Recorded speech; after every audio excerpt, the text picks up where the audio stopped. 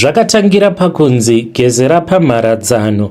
I regret mukomanashi, dai ndakaziva ndisina kumbobvira ndakatevedzera zvinotaurwa nen'anga. Mamukasi mhuri yeZimbabwe tinokuchingamidzai zvekare kune chimwe chirongwa pano paZim Facebook Secrets and Confessions. Tadzoka nawo masecrets nemaconfession. Neregedzei tibva tapinda mumamessages edu atadzoka takakubatirai. Message yedu yekutanga yakamira sekudai so. Hanzi makadi yenyu mukomanashi, ndinokumbirawo kuti munge muchizoposta nyaya yangu, asi pamuchange mava kuposta nyaya yangu, please vigaiwo chitupa changu. Ndiri murume uye zvekare ndine makore 34 years ekuberekwa. Ndinogara muno muSouth Africa muJoburg. Kwandiri kugara hako hakusati kwasvika noise, but tiri kungogara takabatirawo hana mumaoko. Mukoma, nyaya yangu yandauya nayo pano, nyaya yangu yakamira yakadai so. Makange muri mugore ra2018 ndaiva muBeitbridge. Ndiri muBeitbridge kudaro ndakange ndichiita basa rekudhiraivha. Ndainge ndichiita zvekudhiraivha zvipipipi, zvimota zviya zvinotakura vanhu kubva kubhodha tichienda kumalocation. Mota yandaishandisa yakange iri motikari yemumwe mupurisa. Upenyu hwainge hwakaoma, yaingovawo hand to mouth. Hapana zvandaiita zvine musoro nekuti mari yandaiwana yaiva shomasa, asi chekuita painge pasina nekuti life yekuno kuZimbabwe wakangoona watova ne18 years hapachina anogona kukubatsira, especially kana utori munhurume. Saka mukushanda kwandakaita ndakazotakura mumwe musikana ndichamuti Charity. Musikana uyu ndakasangana naye muroad ndichitobva kunosiya imwe client yangu yaishanda kuimmigration. Kunze kwainge kwava kuda kunosviba zvekuma6, aitofamba achitomisawo zvake motikari. Saka ndakamira, nakabva apinda, akabva anditi ndiri kuda kuenda kuGomba, ndiko kwandinoshanda, ndiri bar lady ikoko. Saka ndakamutakura ndikanomusiya paGomba, asi akati usandisiyira mukati. Saka ndina kupinda mukati muJurawo. Ndakagomera kunze kweJurawo, akabva anditi ndipei nhamba dzenyu kuitira kuti pandinopedza basa most of the times ndinogona kuzonetsekana netransport, saka ndichakufonerai. Ndakamupa nhamba ndokubva tapesana. Inini ndakabva ndapfuurira mberi nebasa rangu. Saka kwava kumanheru zvekuma10 ndakaona new number dzichindifonera mufoni mangu. Dzaiva new number. Ndakadaira ndikanzwa voice remunhukadzi richitaura zvikanzi uya unditore paya pawandisiya. Ndakabva ndamutsa motikari mushure mekunge anditi ainge ari iye uya Charity uyo wandainge ndasiya paGomba. Ndamutsa motikari yangu, ndini uyo hutu, ndokubva ndamhanya ndakaenda kokunomutora. Saka kubva ipapo takabva tatanga kufonerana naye ndichimutakura ndichimuendesa kubasa, asi pamba pake ndainge ndisingapazivi zvangu. Ndaingoitawo zvekungosangana naye muroad manheru, ndaimusiya pamukoto achiti ndinogara paseri apo hapasviki motikari. Saka munongozivawo mukoma kuti kana upenyu hwakaoma unoita sekunge munhu uya anopenga, so unenge uchingoda kungoudza munhu wose nhamo dzako. Saka ndakabva ndatanga kuudza Charity nyaya dzangu dzose. Saka rimwe zuva akabva anditi unoziva here kuti life yauri kurarama itori right, nekuti une peace, but kana uchitambura unotoona sekunge vanhu vese vane mari vanenge vakagarika zvakanaka. Charity aishanda mubar, asi life yake yaitoratidza kuti yakange iri life yainge yakanaka. Saka rimwe zuva Charity akazonditi unoziva here kuti murume wose wandinorara naye anoita laki risingaiti, asi handidi kurara nevarume vose vose, asi iwewe ndangokufarira chete kuti uri smart. Zvinoita here kuti tidanane, ende kana tadanana love yedu inenge iri yekungorarana chete. Saka yedu yekuda zvinhu handina kuramba. Ndakabva ndatanga kudanana naCharity kusvika tava kurara tose naCharity mumotikari mangu. Kubvawo ipapo zvinhu zvangu zvakabva zvatanga kuvhurika. Ndainge ndava kuita mari, ndainge ndava nemaclients vaita zvekutondifonera. Kunyangwe ndikanonoka kusvika paclient, munhu aitosarudza kutondimirira achingoda kungokwira taxi yangu chete. Saka after 3 months Charity akazonditi handiti waiti unoda mari,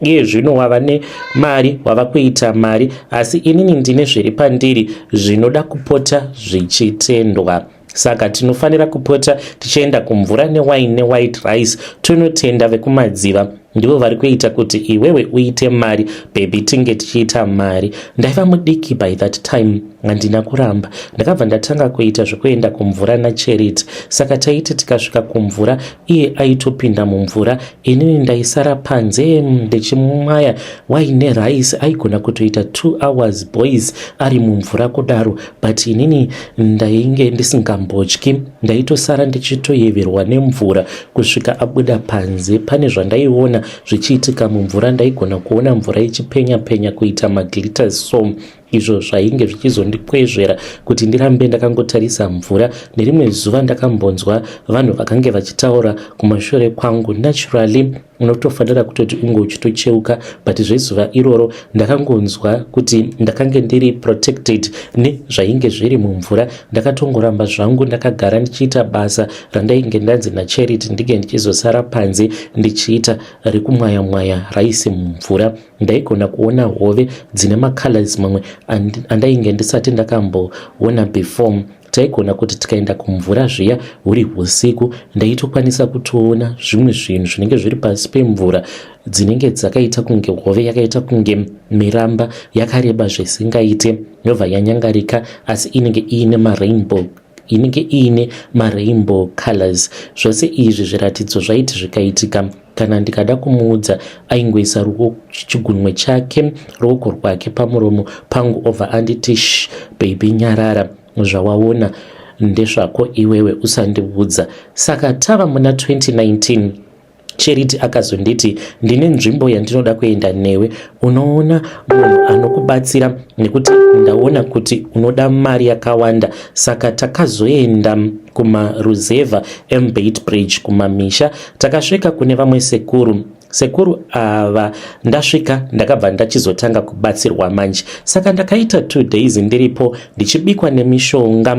Saka zuva rechitu ndakapiwa mushonga wandakanzi ndinoenda kunogeza pamharadzano pakati peusiku, asi kana ndichinge ndageza ndinofanira kusiya bhaketi rehembe idzo dzandinenge ndakapfeka ipapo ndobva ndatobuda munyika yeZimbabwe. Kana ndabuda muZimbabwe handifanire kudzoka zvachose, ikoko ndiko kwauchanogara uchanoita mari. Mukomanashi ndakabva ndariska life yangu nenyaya yekuti ndaiona sekunge ndasaririra vezera rangu vainge vachiita mari. Saka ndakabva ndatizira muno muSouth Africa, ndimo mandava kugara, ndava nemari yakasviba. Asi nyaya yavapo mukomanashi, South Africa is no longer safe. Handizivi kuti zvinozogumira kupi, kuti ndidzoke kumusha nekuda kwemhiko dzangu hazviiti. Ndinofa kungopinda tsoka yangu muZimbabwe, ndakanzi ndinofa. Ivhu rangu mukoma randakatsika pekupedzisira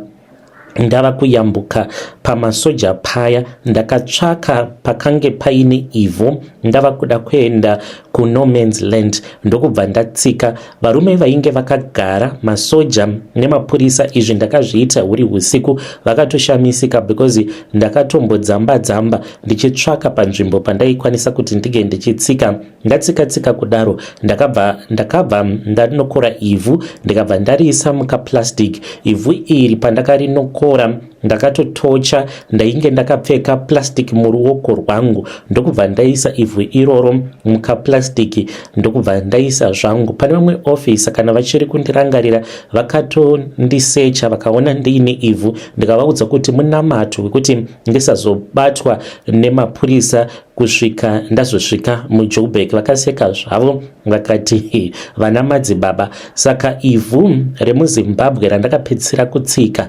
ndakazoti ndava muSouth Africa, ivhu iroro ndakabva ndachizoenda kumakuva, ndokubva ndanonokora ivhu kumakuva muno muJoburg, then ndokubva ndachizotanga kugeza ndazanganisa ivhu rekuZimbabwe nevhu remuSouth Africa, zvichireva izvo kuti rutsoka rwangu kana rukagara rwazotsika zvekare ivhu rekuZimbabwe, nekuti kuZimbabwe ndiko kune kuvhute rwangu, ndinobva ndafa. Kufa kuri nani mukoma, chinhu chinotyisa kunzi uchapenga, nekuti ndakapiwa miko ekuti kana rutsoka rwangu rukangotsika muZimbabwe ndikasafa ndinozofa ndava kupenga. Saka ndauyawo pano mukoma, ndiri kutsvakawo help. Kana muine mubatsiri wamunoziva muri yeZimbabwe anokwanisa kundibatsira, please help me mukoma, nekuti decision iyi ndakaita ndiri mwana mudiki ende ndainge ndisingambofungi kuti muno muSouth Africa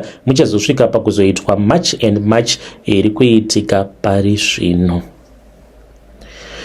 Muri yeZimbabwe ndo message iyo yandakatumidzirwa ichibva kuna mukoma vedu. Ngatiitaurei navo mucomment section. Zvakangooma nazvo veduwe, kunokora ivhu. Hanzi ndakanokora ivhu mubhodha ndava kuda kunopinda muno man's land. Ivhu iroro rekupedzisira remuZimbabwe vakazanganisa nevhu rekumakuva. Hanzi ndakaenda kugraveyard muJoburg, zvichireva izvo kuti havachitotendedzwe kuti vange vachidzoka kuZim unless kana vava kuda kupenga kana hanzi kufa vachipenga kana kungofa same time. Zvakangooma hazvo veduwe. Musikana wavakange vachidanana naye tingati yainge iri njuzu here, aigarwa nemashavi enjuzu here. Munozvionawo same ndeipi solution yatingavapa mukoma vedu ava. Let us try to speak with our dear brother in the comment section. Pane link randaisa mucomment section kune avo vanenge vachida kutumidzira messages, confessions avo. You can also use that Facebook link muchititumidzira confessions. Regedzai tibva taenda panyaya yedu inotevera. Zvakangooma hazvo veduwe. Let's hope kuti haisi nyaya yekuchakafukidza. Hanzi ambuya vakadyiwa bota nemukuwasha. Makadi yenyu mukoma Nashi, ndinokumbirawo kuti munge muchiposta nyaya yangu pano pachannel penyu. Zita rangu munogona kuviga zvenyu, nekuti handisi kuda kuzivikanwa kuti ndini ndauya nenyaya iyi, nekuti rimwe zuva murume wangu anogona kuzosangana nenyaya iyi pano zvikazondinetsa ini hangu. Ndinoziva kuti vamwe vachandishora nekuda kwenyaya yangu, asi vanoda kushora, shorai chaizvo, shorai henyu. Secret yangu zvisinei yakamira yakadai so. Ndiri mudzimai uye zvekare ndine makore 36 years ekuberekwa. Ndinogara muno munyika yedu yechipikirwa muZimbabwe muHarare nemurume wangu nevana vedu vaviri tu. Murume wangu aishanda kuSouth Africa kubva muna 2016 kusvika gore rino akatodzoka nekuda muna January nekuda kwedhudhula, nekuti kwavo zvakatanga last of last year vachingonzi havachadiwi panzvimbo. Saka kubva paakaenda murume wangu kuSouth Africa upenyu hauna kuzombondinakira. Ini ndakange ndichingotambudzika. Aingoshandira maschool fees, dzimwe nguva zvaitombooma, mari yaitomboshaika, achiti upenyu hwakaoma ikoko kwaakange ari. Nekuda kwekuomerwa kwandainge ndaitwa neupenyu, tete hanzvadzi yemurume wangu yakabva yati, muroora chiuya kumba kwangu tigare tose, tararawo nekutambura kwauri kuita nevana. Zvino ungazonzi wafa here, iwe wakarooriwa uye zvekare uine hama dzemurume wako dzinokuda. Uya tigare tose makoti, ungoshanda hako samaid mumba mangu, uchigara nevana vako. Kupera kwemwedzi tokupawo something nekubhadhara maschool fees evana. Ini nemurume wangu tine vana 2. Ndakati kuna tete, taurai nemurume wangu, ndiye ane decision yose tete. Saka tete vakabva vataura nehanzvadzi yavo, vataura nemurume wangu, takabva tawirirana nemurume wangu. Ndakabva ndamuvha kubva kwandaigara nevana, ndakabva ndaenda kumba kwavatete. Ndichati vatete vangu ava vakange vachigara kuHatfield. Murume watete vangu imbinga ine mari, anoshanda kubank. Tete vane boutique yavo muHarare muCBD. Saka ndiko kwavanoswera vari. Dzimwe nguva vanobuda vachienda kuTanzania kunohodha hembe ikoko. That's why vakazotora inini, nekuti vaiti murume wavo anoita chihure, anodanana nemamaid paya pavanobuda vachienda zvavo kunohodha. Saka vakati kana makoti akauya ndikagara naye, nekuda kweruremekedzo runenge rwuripo pakati pake nemurume wangu, hapana zvinozombofa zvakaitika. Pakutanga takatanga kugara kumba kwavatete kubva muna 2024, makange muri muna May pandakatanga kugara kwatete upenyu wainge wachinja mukoma. Ndainge ndava kutopfekawo hembe dzakanaka dzandaipiwa navatete vangu. Vana vangu vainge vava kutoenda kuzvikorowo zvakatonaka mufunge. Saka ndainge ndava kusara pamba nemukwasha nevana vangu nevana vavatete. Saka munongozivawo mukoma kuti kunyange munhu akaita mukwasha, as long as muchigara under one roof, munoguma matoita kakujairirana, plus munenge musingachanyarani zvamuchose. Mukwasha wangu munhu anofarira bhora, neniwo ndinoda bhora zvisingaite. Iye anosapota Manchester City, inini ndichati ndiri weLiverpool. Saka nyaya dzebhora ndidzo dzakaita kuti tijairirane stereki nemukwasha, taitotaura nyaya tichiseka, kutorova namaoko, kutoita sekunge tinovenganirana bhora iroro. Kana timu dzedu dzichinzi dziri kutamba, imwe ikahwena umwe woseka umwe, imwe ikadyiwa umwe woseka umwe. Saka mukwasha wangu akabva atora advantage iyoyo nekuti ndainge ndava open kwaari, akabva achizotanga kundipfimba pafoni. Saka ndaitya kuudza tete ndichiti ndinogona kuzokonzeresa kuparara kwemusha wevanhu, nekuti ndaitoziva kuti tete vakangoziva nyaya iyi vaisatombotoloreta nonsense dzakadaro. Saka ndakabva ndazvichengeta sesikireti yangu ndiri ndega. But mukwasha haana kumira, akaramba achingoya kwandiri. Mukwasha uyu anoita kunge munhu ane mushonga waanozora unoita kuti adiwa nevakadzi, nekuti akazotaimira tete vabuda vaenda kuTanzania, akabva auya direct kwandiri akati nhasi ngatitaure. Ndaiva mukicheni ndichibikira vana vainge vaenda kuchikoro, saka pamba tainge tingori 2 chete. Akasvika akatanga kutarisa maso angu, aitaura mashoko ekuti ndainyatsokunzwisisa zvaanenge achitaura kusvika ndazodyira semunhu ainge agarisa asati asangana nemurume. Saka mukwasha paakangondibata ndakabva ndatadza kuzvidzora mafeelings angu. Ndakazopepuka iwe ndatodyiwa bota nemukwasha. Akazotanga kuapologiza kuti sorry amai, zvinhu zvangoitika nemistake, ndainge ndisina kuzvitarisira. Mukomana ndakanyara, but to be honest zvinhu izvi zvakangoitika ka1 and it was a mistake yakangoitika ndisina kana kuzvitarisira. Satani akafamba mukoma, ndakatanga kunyara pamwe nekuzvisvora semukadzi. Iye zvino murume wangu akadzoka, tava kugara kumba kwedu. Mukwasha akazotosvika pakuzototibatsira tikazotokwanisa kutowanawo imba. Uye zvekare akabva apa murume wangu mari yestart yekuti atange business rehardware. Ndachinja mabusinesses avo atiri kuita. Saka tatova vanhu vane mari dzavo, asi zvinhu izvi zvakaitirwa sekava yezvinhu zvainge zvaitika between inini nemukwasha. Asi tete handina kuvaudza. Murume wangu hapana chaanoziva. Inini nemukwasha isu ndisu tinozivana toga tiri tu kudai. Saka pava nenyaya mukoma chaita kuti ndiuye pano, ndagumirwa nekuti mukwasha akandifonera akati kwandiri ngatiitei futi. Saka ndakaramba. Then akabva anditi wakaramba ndinokuexposa zvose, and ari kuti ane evidence, ari kuda kundiroora, ari kuti kundiexposa kwaari kuda kuita. Anoda kuramba vatete obva aroora inini. Hanzi tobva tabuda muno muZimbabwe toenda kunogara kuBotswana uku kune vanen'ena vake.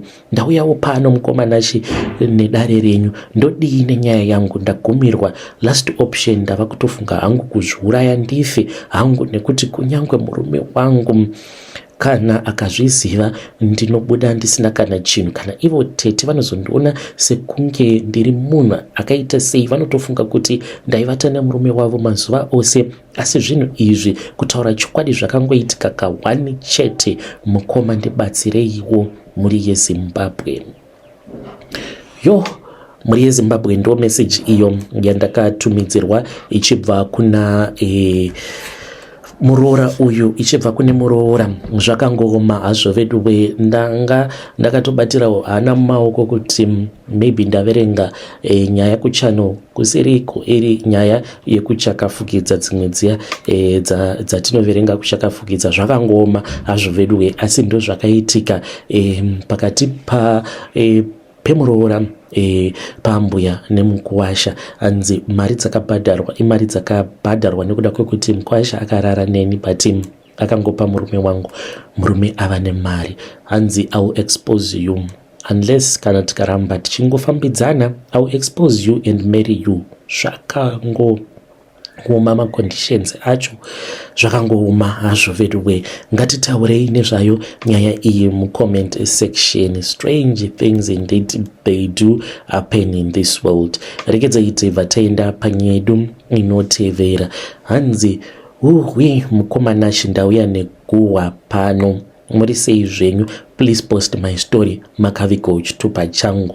Ndauya neguhwa mukoma, zvandakaona so zvinotyisa. Ndakasangana naamai mufundisi kunzvimbo dzemafaro, vakange vachitodhakwa nekutonwa, vainge vaina vamwe elder vemuchechi. Zvinotyisa, zvinoshamisa mukoma. Nyaya yangu yakamira yakadai so. Ininiwo ndiri amai mudhikoni vekuchechi, but ndakange ndimbori hure ndaita zvokutengesa muviri wangu. Kubva ndichiri kuchikoro ndaitengesa hangu kuma-avenues. Ndakatanga kutengesa muviri wangu ndichiri ne15 years. Ndakagraduata mukoma, ndikazoroorwa zvangu ndava kuma-21 years. Ndakaroorwawo nedhara. Murume wangu akange asingatozvizivi kuti ndakange ndiri pfambi. Tasangana mukoma, andipfimba. Ndakabva ndatanga kumuektera zvokuti iye akatofungidzira kuti this is true love. Chokwadi ndechekuti ndainge ndadhambiswa navo vanhurume. Ndainge ndava kungodawo pangu pandinoti apa ndipo pangu pekuzororera. Saka adhala ava vakati vapinda muupenyu hwangu, ndakatogara pasi ndikadzeya, ndikafunga nezvazvo, ndikati kana ukangorasikirwa nemukana uyu, ziva kuti hauzombofi wakawana zvekare murume anogona kuzokuroora uye kuzotoenda nemuchato.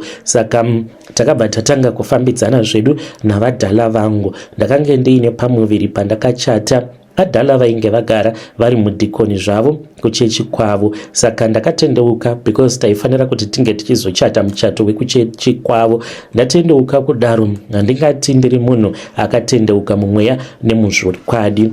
Ndinorangarira kuti musi wandakachata inini mukoma ndainge ndakatodhakwa nembanje. Saka mbanje kusvika pari nhasi handikwanisi kutodziregedza.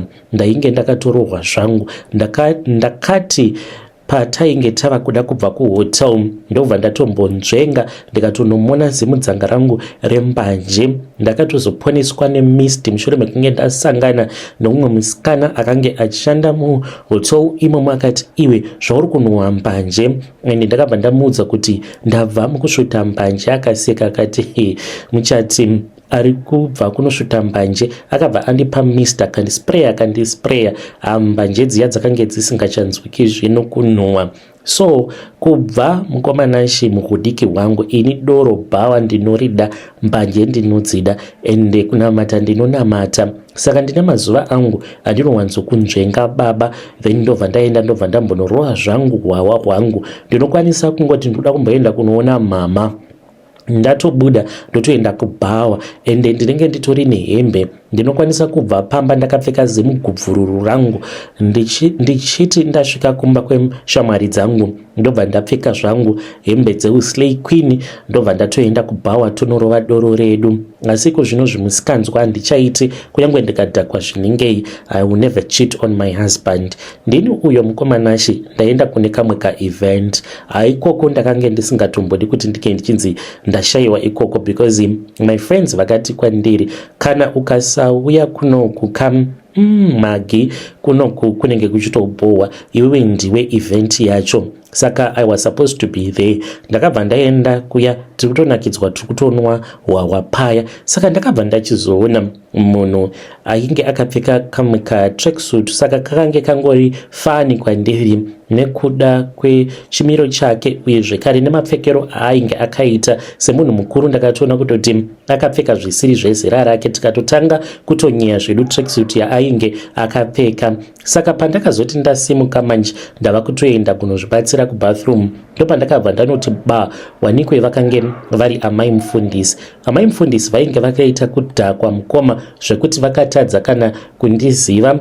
Ivo navaelder vainge vakaita kuparara nekudhakwa. Ndakavamhoresa sezvo ndainge ndakatodhakwawo, ndikati tiri zvidhakwa zvasangana mubhawa, saka tinogonyarana chii. Ndikabva ndavamhoresa, asi vose havana kana kutombondiziva. Vainge vachiita sekunge vanhu vakatorohwa neblackout nechekare. So mukomanashi ndo zvandakasanganawo nazvo izvozvo. Ndovafumura vanhu here ava kana kuti kwete? Asi ndinotya kuti kana ndikavafumura ndinogona kuzozvifumura again in the process. Mhuri yeZimbabwe ndo message iyo yandakatumidzirwa ichibva kuna mama avo. Ngatitaurei navo mucomment section. Zvakangooma hazvo vedwe pakaipa. Hanzi ndiri mai mudhikoni but mafaro ndinotomada, mbanje ndinotosvuta. Vanotoenda zvavo kuchechi vakatorohwa nembanje zvakangoma hazvo vedwe zvinoitika mukurarama. Tichibva pana mai mudhikoni, pane imwe nyaya zvekare iyo yandakatumidzirwa. Munotiwo kuti ni nyaya yandakatumidzirwa namukoma vedu. Zvakaoma. Hanzi mukoma Nashi muri sei? Please post my story makaviga uchitupa changu. Ndakatizawo kuZambia mushure mekunge ndawana basa, saka ndichishandako kuZambia dambudziko randakatanga kuita nderekunwa hwahwa.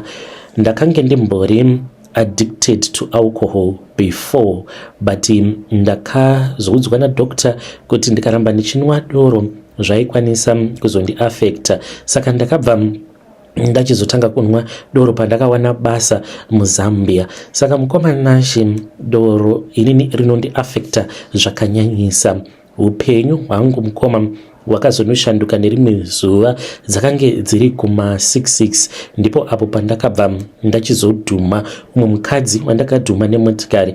Ndakangomudhuma ndikaona kuti ainge akuvara, ndakatya kuti ndaikwanisa kuzosungwa. Ndakatarisa ndikaona kuti munzvimbo pandakange ndiri ndainge ndiri munzvimbo yakange isina kana vanhu. Saka ndakabva ndatongotiza, uye zvekare ndaiva ndiine umwe muchinda wandaiva naye kuDRC. Ndara uyu aipota achiuya kuzohodha zvinhu imomo muZambia. Saka akabva anditi, kana ukatombomira izvezvizvi nemari yandiinayo yandakawanda kudai, yandiinayo yakawanda kudai, kana kuri kunzi ndikatanga kuzosetywa nemapurisa vanenge vachida kuzoziva kuti mari yose ndoda kuita sei nayo. Saka iye anohodha achiita zvokusmagula zvinhu izvozvo obva achizoenda nazvo kuDRC kunyika kwake. Saka akabva andinyengera kuti tinge tichitiza, ndokubva tatiza paya. Akandibhadhara, saka ndakazongoshanda kusvika mwedzi wapera. Murungu wangu andipa mari, madhamu akatoshamisika. Ndichitodzoka kumba ndikati basa rapera. Ndakavanyepera kuti basa rangu rekuZambia rainge rapera, but ndakatsika munhu akafa kuZambia ikoko. Chiitiko chimwe chete chinongondityisa chakaitika mukoma ndechekuti pandakazokwira bhazi, ndakwira bhazi ndava munzira ndava kudzoka kuZim. Saka pasaidi pangu painge pakagara umwe mukadzi ainge ari muZambian. Mukadzi uyu ainge ari wechikuru. Akabva anditarisa ndokubva angotaura, akabva ataura neni akati, ko iwe uri kutizei? Akabva atanga kuseka zvake.